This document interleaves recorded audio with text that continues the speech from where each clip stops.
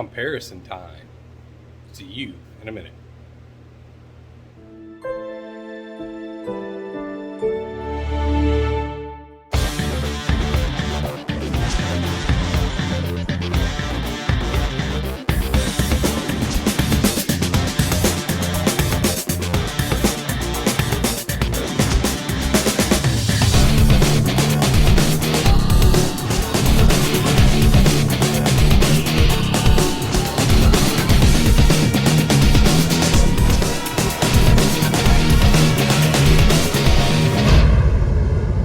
What is going on, everybody? Welcome to Into My GT Entertainment, and I am Joel. Today we are making a video about Electra and Stormy. We're going to go ahead and compare the differences in the two cars. Not the big blower and stuff like that, but for these two cars both being California specials, they're really two different cars. They came with different options and different packages, and I kind of want to go over what it is. A lot of people like Pam's car, Stormy, here. So we're going to give her some limelight, and of course Electra has to be in there a little bit also. So we're going to go ahead and go through the parts that are the same, different, and you know, we'll get into the performance stuff too. But we'll see you in a sec. Alright guys, coming up to the front of the car, as you can see, they're pretty much the same front ends, same whatever. I did upgrade the hood and do the striping on my car. Other than that, the cars would have looked identical except for Pam's car that has the glass roof.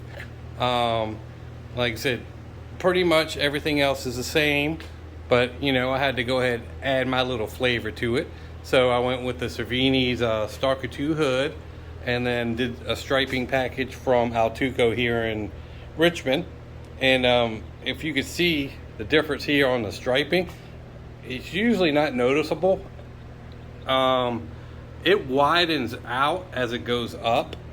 So down there it's narrow. Then it widens up so it goes around the intake right there. And then it widens up at the hood and then tapers back down in the rear. So I'll show you when I get to the rear in a sec. And then it tapers here to the rear back to match up with these and then come down this way. The reason why that was done is because if I would have done the normal striping on this with this type of hood, it would have ran up it through the middle. So it wouldn't look as clean. So we went ahead and did that, and I think it turns out right. And if you don't notice it, or someone tells you, I guess, you would never know that that was being the illusion of what's happening. So I like it. So let's move on to the next thing. For those of you that don't know, the California package is an appearance package mod. It's not a performance package. It's still got the factory brakes, no Brembo upgrades, no track pack, nothing like that. What it is you get that lip, the grill, you have the California package wheels, which I could show you in the garage if y'all want. It's just a black with the silver trim, and it's a CS on the wheels. Then you have the spoiler. Let me get to the rear, hold on. You have the spoiler right there, and the black valence. And that is kind of a cool little thing, because if you want to put quads, you don't have to do no cutting. You just get the quad valence, and then that'll just line right back up and you just put your quads in. With any other, the GTs, you have to do some cutting and cosmetic stuff that you wouldn't have to do on this car. So that's just one of food for thoughts for that. And then you get the California faux license gas thing. So all right, everybody, here comes my little wheel collection I got going on here. But as you can see, these are the California special wheels. They have a black face with the silver accents with the pony, and somewhere on there's a little CS that says, you know, California special. At least it's monogrammed. And I got these as spares. I did run these on the V6, and then if I ever do want to sell these, they've got brand new Firestones on them. But yeah, just wanted to show you what these wheels look like. So these are the factory ones. Let me continue on with the differences here. Okay. And just a side note, with the hood vents, if you get a normal GT and it's not a California Special, they are color matched to whatever color your car is. So this is a sterling gray. The hood vents would be sterling gray. With the California package, they go all black. So that's why I went ahead and painted those all black also. So yeah. And then you get the hood striping. And then the body striping down there that says California Special. California GTCS. Or GTCS. This did have those in black. It took me, I said the story before, it took me about a week to figure out that I even had black stripes on the car because the black and the blue kind of hide it. So, but hey, let's move on to the wheels since we were talking about those. All right, everyone. So now that we're discussing wheels, right now Pam is running my VFF02s by Verde, and as you can see, they definitely complement the car pretty nicely. They're the brushed aluminum. They do have like a goldish tint depending on the light. Right now they look silver like the car, and at night they'll have a little distinguished change, but not here or there. We're going to talk about the brakes. As you can see, it has the basic brakes that come with the Mustangs. They're not the upgraded package, nothing fancy about them. The reason for that is because those wheels that you just saw do not allow the clearance for Brembo brakes. Now these will support Brembos. I did have them on my car with my Brembos. Let me go over there real quick. As you can see, I have the Brembos on this car. I did put them on aftermarket with the rotors and everything else, and with the clearance of the wheels, we're good to go. That's the only problem why they didn't come with them, is just the package itself didn't have the clearance for those brakes. So if you go to aftermarket wheels, you could definitely put a Brembo set on your car. Just want to make sure you can. So that's the brake package on this car. Let me go to the rear. With the rears, you can see standard brakes on there that came with it. It is almost time to upgrade hers to cross-draw rotors. I did it on every other car, so it's probably going to be done. And if anybody's curious, she's running a 305 35 20 in the rear on a 10.5 inch rim, and on the front she is running a 275 30 20 35 20 on the front on a 9-inch rim. So that's the stance that you would get if you did that with this. Again, just showing you the little differences. I am running the cross drill rotors on mine, and these are the same size tire, but this is 11-inch rim, so the tire itself sits a little different. And on the front it's the same. It's a 275 35 20 on a 9-inch rim also, and it is running with the cross-wheel rotors and the Brembo brakes. All right, now I'm going to show you the interior of this car. I'll come back to the outside with some of the extra modifications and stuff like that in a moment, but I just want to show you the differences between this California Special and that California Special, because they are two different cars all in the same family. So let me go inside and show you what I'm talking about. As you step into the car, you'll notice that it has the leather door panel with the pony inside, with the I guess the pony package, everything else. It's a more of a stitched type leather. I do have those in a 6-cylinder, so I could show you that if I needed to. The dash itself is the faux carbon fiber. It goes all the way across to the other end, and then you'll see the little plate over there that says California Special. I'll get into that in a moment. Hers came with the navigation system, which mine did not. Hers came with 331 gears, which mine came with 355 gears. What the difference is, I don't know. I don't know if it's part of the color or whatever, you know, Ford does some weird stuff. But other than that, they pretty much look the same. I'll go over there and look at mine in a moment. You have the Alcantara inserts with the leather outside with the branding of CS right there, the California Special. The white stitching along the side, and it travels into the rear also. The shifter is the same shifter that you would get in any GT. All I did was change the ball in it, no upgrades there. And that's pretty much it. So, like I said, that's what we got going on with this. And like I said, hers came with a factory nav. So, let's move over to mine real quick. Alright, coming into mine, same door panel, same seats. As you can see, I have changed the steering wheel to the flat bottom on mine. I do have my boost gauge in that air vent.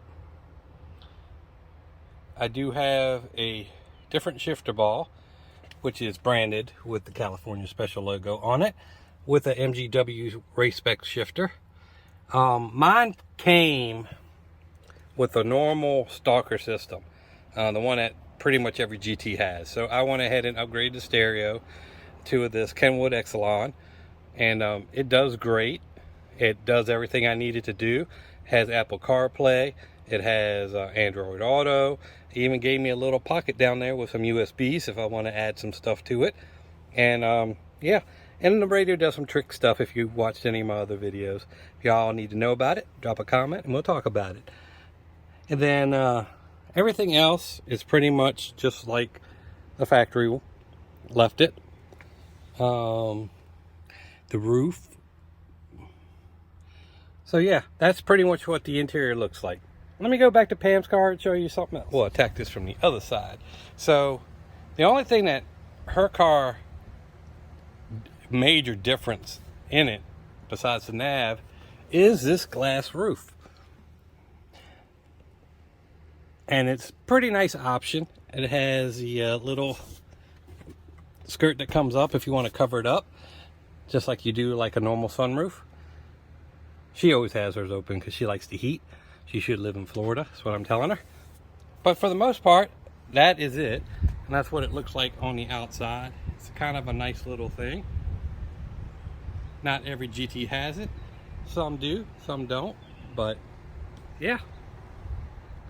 Another thing I forgot to mention out here are these little brake fake little panels.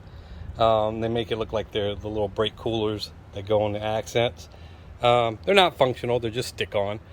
But that is part of the California package. They all have them of some sort. If you never wanted them on there, you can pull them on. If it's like a double stick tape and you clean off the tape, and then it just looks like any GT.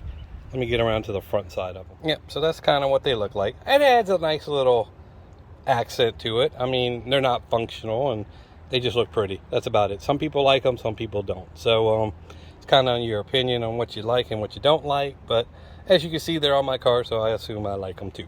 So there you go. All right, everyone. So now that we talked about what the cars came with from the factory and kind of the resemblance of the two, so let's talk about what has changed in them. I've done work to both of them. Obviously, you know I've done a lot to mine. I've done a couple things to Pam's car too. So I'm going to go through what has been altered and changed on both of theirs. Besides the obvious, you know, I got the Whipple, she has a Boss 302. I'll show you those too, but more so of what pieces, parts have been changed versus, you know, the whole performance aspect of the car. So let me get to that and we'll see you in a second. All right, everyone. So the first thing noticeable is the hood. I got the Stalker 2 hood on my car by Cervini's. Like I said, I got it striped by Altuco here. And like I said, I did it because I've always wanted this hood. I wish it did have a mesh right there in the hole so not everything flies into it and has, you know, a way of catching some bigger debris. But, you know, I don't drive it all the time, so I guess we're okay so far. The biggest thing that worries me is because the supercharger pulley is right behind that first opening. I don't know if you could, if I could get it in here. Yeah, you could probably see it right there. So, you know, that's the only thing that worries me about that. With the factory, you wouldn't have to worry about it, so I guess that's why they didn't really have to mess with that too much. And then again, the factory hood is like this. It pretty much comes the way you see it, with the black vents, the striping on the side from the factory. Same front end fascias and whatnot. So that's pretty much the front end of this car. Alright guys, so let's talk about the wheels. We went ahead and upgraded the wheels on both cars. Right now I'm running the Carroll Shelby CS1s on mine. And Pam is running the Verde VFF 02s on hers. She's running Mickey Thompson Street Comps on front and rear. And I am running the Firestone Indy 500s front and rear on mine. So I definitely think a wheel change for the Mustangs are always needed. Preferably whatever taste you like. But they definitely add a different look and stance to the car. And stance. Let's talk about that next. Alright, so since we're talking about stance, both of these cars are lowered on the Eibach Pro Kit. It drops about 1.5 to 1 inch all the way around the car. It's definitely a nice little stance, as you can see on her car right now. Plenty of room for movement. Nice fender gap. But let me show you the difference on my car. Okay, on my car, it's the same exact spring setup. The fronts look pretty much the same.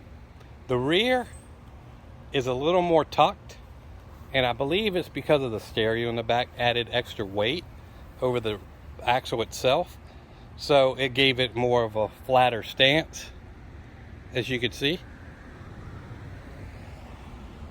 But they are the same exact spring setup. And I think it looks great. It rides fine too. Exhaust wise, Pam and I are both running Corsa Extreme exhaust.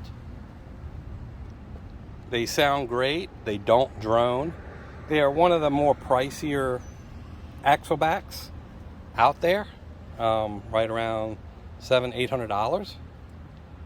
But you get what you pay for, is what I always say. They have the nice little cut. As you can see, hers is a little more tucked in.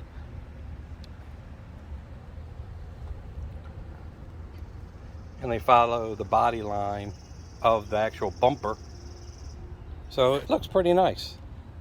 And like I said, there's no drone at all with these. So you can definitely have a nice conversation going 60-70 miles an hour without having a headache. And that is with the supercharged application or the natural aspirated. Alright everyone, down to the heartbeat for these cars.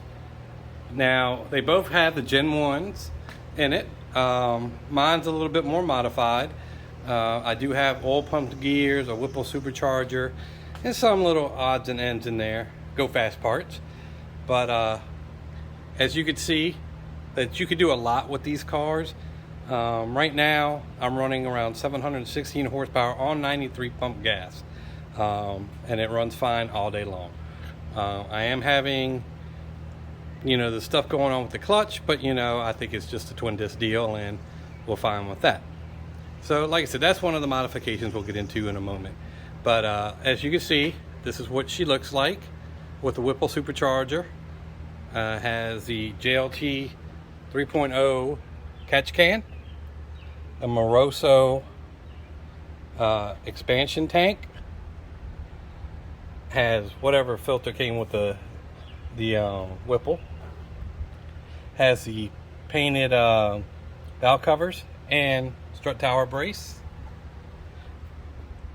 has the dual fans in there for the supercharger, the intercooler and whatnot, and the pump. So that is the motor side of it. And then also I do have the dual reservoirs for clutch and brake, and as you'll see on Pam's, they just use one for both, and the braided line that goes to the transmission to help for the clutch brake sticking. So we'll go from there. All right, over here we did some modifications, not as tremendous as mine, but still modified at least. She's running the Boss 302 upper intake. She has the Boss 302 strut tower brace, the JLT intake, the JLT oil separator, the 3.0 new version, and that's pretty much it. She's running about 415 horsepower to the wheel on this car,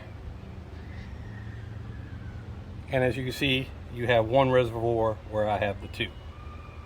Just a side note, this is tuned here locally in Richmond by Kevin from Flim Flam Speed, and then this one is tuned by Lund Racing down in Florida or PA or wherever they're from. They have different locations. So yeah, so we got them here.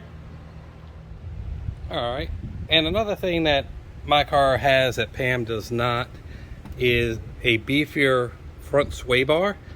They are adjustable, so if you're doing cornering and stuff, you can keep the front end stiffer, looser, whatever works for you. Some people don't run it at all when they race because they like the car to flex and it gives it more traction in the rear, but you know, not my thing. So just to let you know, that's what I got here, and then let's see if we can see hers.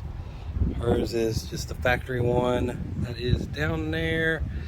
Don't know how well you can see it. Hers is a little more busy than mine is here, but yeah, there it is. It's a black bar right there.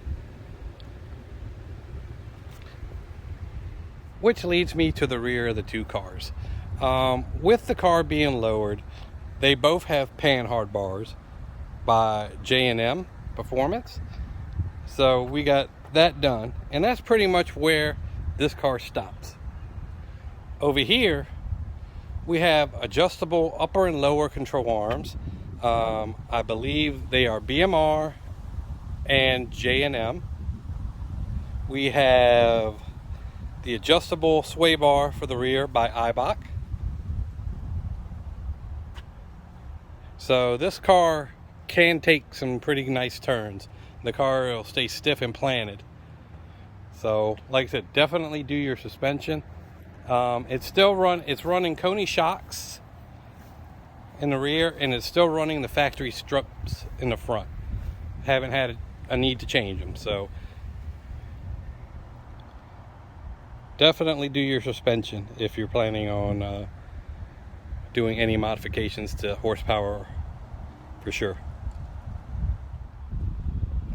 Okay, transmission wise, for both of these cars, they're running the MT82s. No issues with either one of them. She has 52,000 miles on hers, running the stock clutch. Hers should still last forever because, you know, she's not putting down that much power to it. Shifter is factory. The only difference is the shift ball that was changed. Other than that, the trans is the same. Moving over to Electra. Okay, moving over here, we have an upgraded shifter. It is a MGW race spec. I like the way it feels. I like that notchiness to it. Just recently, I went through some clutches. Right now, I am settled with the Mantic twin disc. And right now, I'm just learning the Mantic itself. My car has 36,000 miles, but again, it was running 700 some horsepower. So the clutch, the factory clutch, would held on pretty good until you got up into the top of the power band, or if you tried to do burnouts, it would just let go. Normal driving, it did fine, but I needed something that would grasp. So that's why the clutch went out.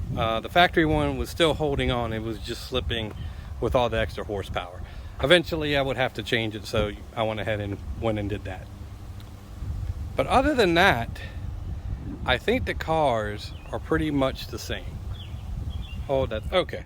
I might have been lying. So the rear of this car has a big boy stereo system in it. It is not made to do base-offs and stuff like that. The way I got this designed for me is for clarity, nice crisp tones and stuff like that. Like I said, will it win base-offs? No. Is it gonna be what you hear at car meets with people going berserk with their other stuff? No. But I guarantee you that this car sounds better than most cars out there. So just wanted to put that out. And it is dynamatted. I don't know if y'all know what that is, but it is a piece of it almost looks like aluminum. It's about this big. It's sticky on one side and has foam on it. And what it is, it surrounds the whole car. So all the noise stays in the car. So there's no issues with sound bleed out, license plate rattle, anything. So just wanted to put that out there. All right, guys. So that's pretty much Electra and Stormy for the day. They're the same but different. Like I said, it all depends on your budget and what you want to do. NA is definitely a lot more for daily driving and fun. This car, I don't drive it as much just because, you know, you have the risk of other things happening because it's so freaking strung out. So, but like I said, definitely an NA car is fun. This is definitely great for speed and straight lines and, you know, getting the curves or whatever, but just to goof around, that is definitely a whole different thing. So I'm glad I have both in my stable. So that way, if I just feel like goofing around, take that, get serious right there. And another thing that both of these cars have, which you can't see right now, are the underglow kits. I do install those. So if y'all do want me to put those on your car for a small fee, we can hook up and do that. So just go ahead and DM me if you want. Like I said, the kit itself is roughly around $50, and then, you know, maybe 100, 125 to throw it in. If you got a Mustang, I do it pretty quick. If you have another car, just give me a little bit of time to figure out how to route stuff, because I am a little perfectionist when it comes to wiring and stuff like that. So let me go ahead and close out this video for you. All right, guys, so there's the video for today. Like I said, it's just a little information between the two California specials that we own. Besides the obvious stuff with the modifications and stuff, the cars were a little different. Glass roof, different gearing, stuff like that. But for the most part, oh yeah, and hers had nav and mine did not. What made the difference in the package, I don't know. But like I said, hers had the glass roof, the package, the nav, and the 331s, where my car had the basic stereo in it, the 355s in it with no nav and no glass roof, nothing. So like I said, there are differences in the cars. Just because they're the same year, something could be a little different. But if you enjoyed this type of video of just going through the cars, showing you what you got, I know there's more stuff in there that I haven't got into, but you know, I didn't want to go ahead and make that type of long video. But if there's anything y'all want to know, hit me up in the comments. If you're new to the channel, subscribe and give me a shout, and we'll have a conversation. So we'll talk to you soon.